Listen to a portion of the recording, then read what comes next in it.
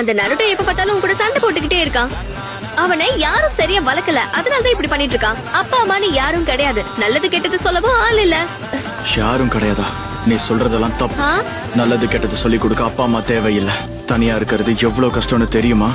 உங்களுக்கு சக்தி கிடைக்க இப்ப நீங்க லஞ்ச் சாப்பிடலாம். ஆனா நருட்டோவுக்கு எதுவுமே கிடையாது. விதிமுறைகளை மீறி நீ மட்டும் சாப்பிடணும்னு நினைச்சதுக்கான தண்டனை தான் இது. அது மட்டும் இல்லாம இவனுக்கு யாராவது சாப்பாடு கொடுக்கணும்னு நினைச்சா சாப்பாடு கொடுத்தவங்களையும் நான் தேர்வு செய்ய மாட்டேன்.